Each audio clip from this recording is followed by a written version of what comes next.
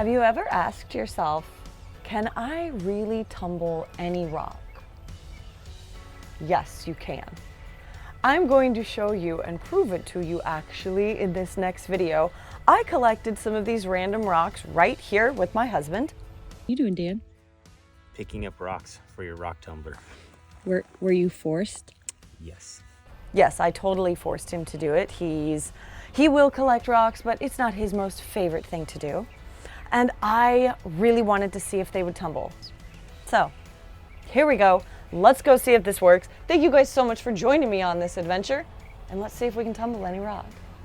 For those of you who are new, I'm Elley Ringo, an economic geologist, independent geologic consultant, and an avid rockhound. I love being outside and enjoying the rocks and minerals around me, exploring the unknown and finding amazing things, all while explaining the geology, sharing some fun earth science facts, and encouraging you to get outdoors. So I hope you subscribe and become part of the adventure.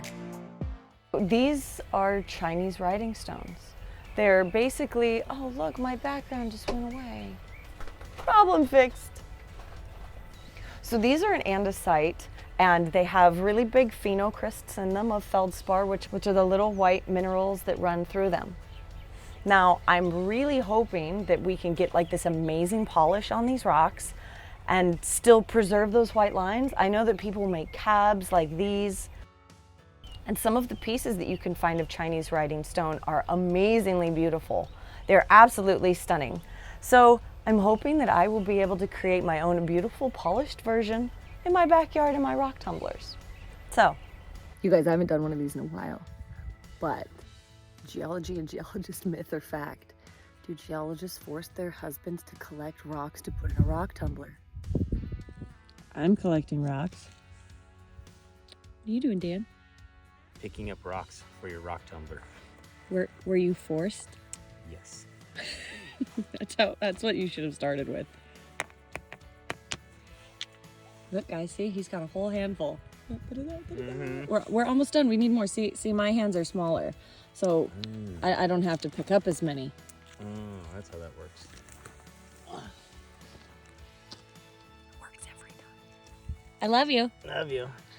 now of course, these bad boys have to go through all 4 stages. Stage 1, 60-90 coarse grit silicon carbide. Stage 2, your 150-220 or your medium grit. Stage 3, your 600, which is also considered your pre-polish stage, and then your polishing stage. A fine powdered aluminum oxide. The rocks still aren't exactly the way that you want them. You put them in the burnishing stage, which is just putting them through some soapy water in the tumbler for a specific amount of hours.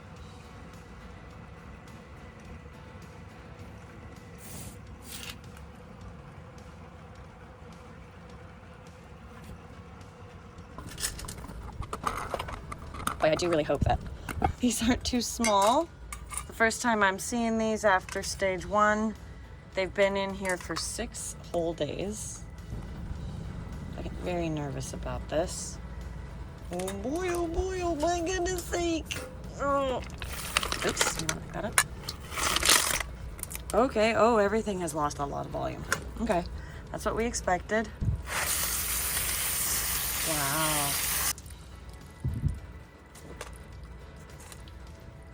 Wow, they look quite interesting. Yeah, they needed that time in there for sure. Just to get them nice and rounded down. Oh, and look at that. That's the stromatolite I threw in, and then just a couple little filler pieces of petrified wood. Neat! That's cool.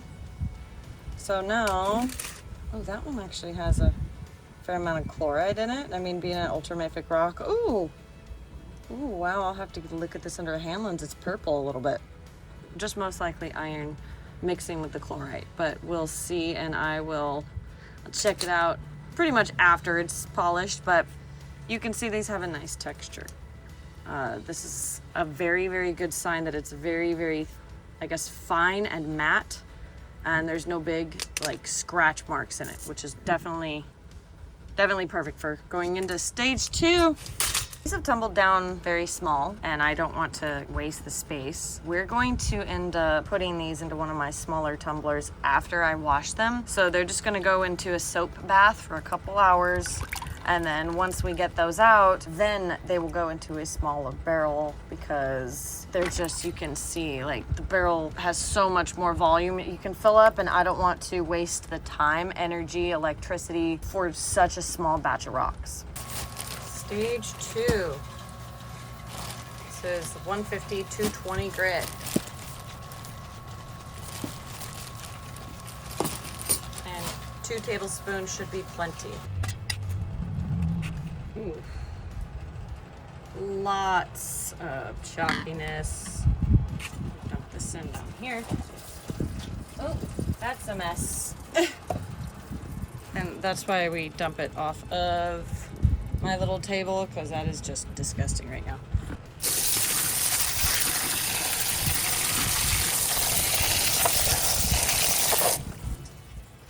Wow, they're getting small fast. Wow. That's okay. It's just because the darker material, a little softer. That is crazy though. That is, they're coming along though. They're doing really well. Ooh, yikes, that's frothy.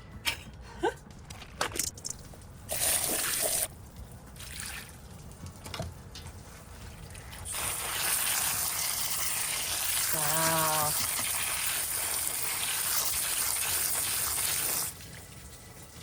Those are looking awesome. Wow. We're gonna clean them up real well.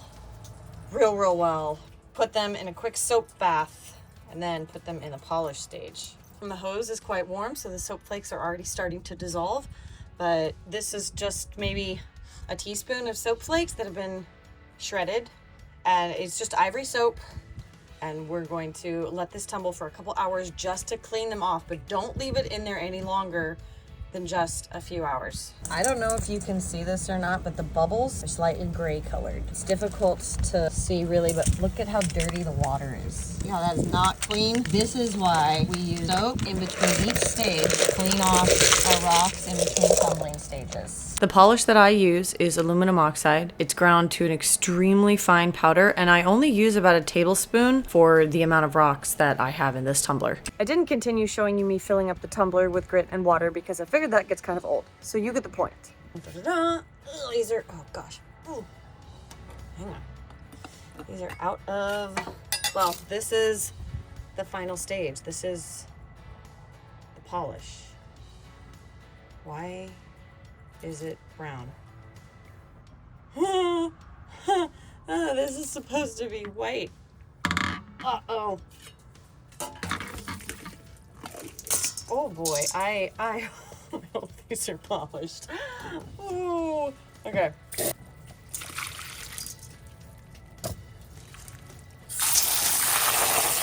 All right, let's take them in the sunshine, dry them off, and see what they look like.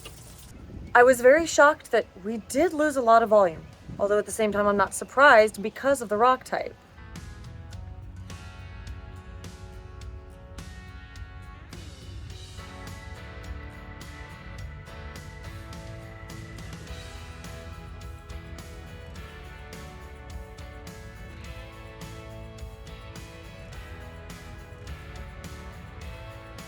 Quick side note, when all this was said and done and finished, I did throw them into a vibratory tumbler for about an hour with some charged coconut husk. It was just simply to save me a little bit of time so that I didn't have to take and hand polish them with a towel.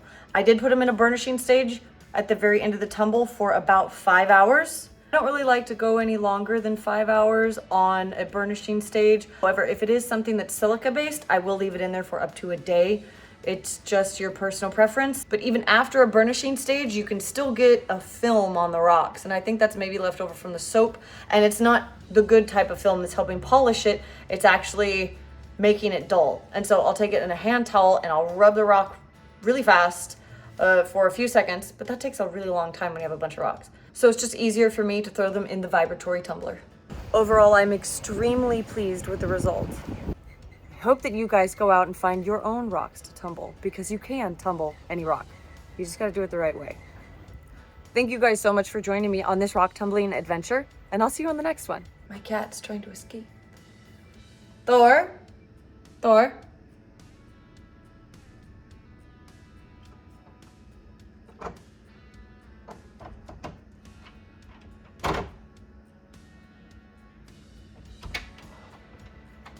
Hi, Thor. How's it going? Hey, we're up here. Uh-huh, there we are. My cat's always trying to get to me.